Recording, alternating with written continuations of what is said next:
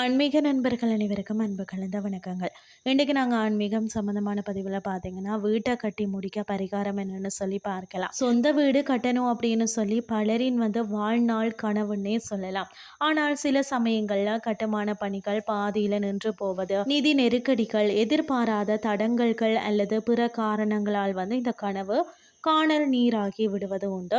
இப்படிப்பட்ட சூழ்நிலைகளில் மனம் தளராமல் நமது பாரம்பரிய ஆன்மீக வழிபாடுகள் மூலம் தடைகளை நீக்கி கனவை நினைவாக்க முடியும். வீடு கட்டும் முயற்சி பாதியில் நின்று போயிருந்தால் செய்ய வேண்டிய எளிமையான பரிகார முறையை பற்றி பார்க்கலாம். பூமியை தாயாக வணங்கும் வழக்கம் நமது கலாச்சாரத்தில் ஆழமாக வேரூன்றி இருக்கிறது இல்லையா? நாம வாழும் நிலம், நம்ம வீடு கட்டும் போகும் நிலம், இவை அனைத்தும் பஞ்சபூதங்களில் ஒன்றான நிலத்தின் அம்சம். அந்த நிலத்தில் இருந்து ஒரு கைப்பிடி மண்ணை எடுத்து வழிபடுவது என்பது அந்த நிலத்தின் ஆற்றலையும் ஆசீர்வாதத்தையும் நம்முடன் கொண்டு வருவதாக ஐதீகம். இது வெறுமனே ஒரு சடங்கு இல்லைங்க, அது நமது எண்ணங்களையும் நம்பிக்கையையும் அந்த மண்ணின் மூலமாக பிரபஞ்சத்துக்கு அனுப்பும் ஒரு சக்தி வாய்ந்த தொடர்பு முறையா இருக்கிறது. உங்கள் வீடு கட்ட முயற்சி பாதியில நின்று போயிருந்தால் இந்த எளிய பரிகாரத்தை நம்பிக்கையுடன் செய்து பாருங்கள்.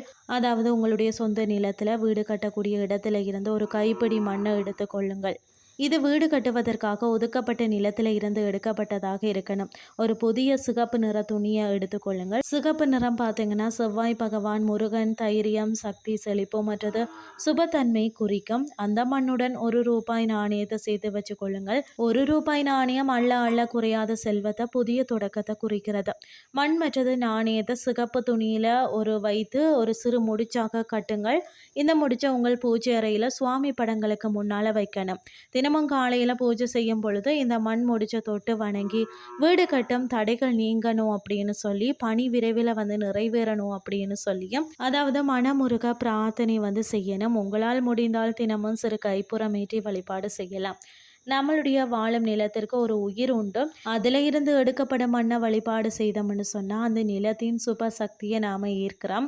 மனதார ஒரு காரியம் நடக்கணும்னு சொல்லி நாம் வைக்கக்கூடிய சங்கல்பத்திற்கு அளவற்ற சக்தி இருக்கிறது. இந்த பரிகாரம் உங்கள் ஆழ் மனதில் வீடு கட்டும் கனவை மீண்டும் உறுதிப்படுத்தி பிரபஞ்ச சக்திகளை உங்கள் நோக்கத்திற்காக செயல்பட தூண்டுகிறது.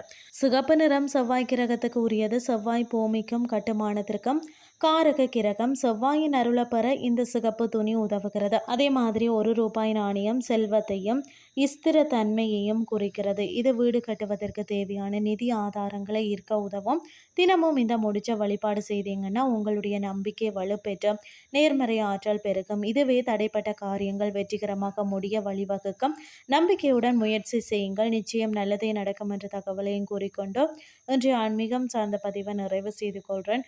இதே மாதிரி மற்றொரு ஆன்மீகம் சார்ந்த பதிவோடு உங்களை சந்திக்கிறேன். நன்றி.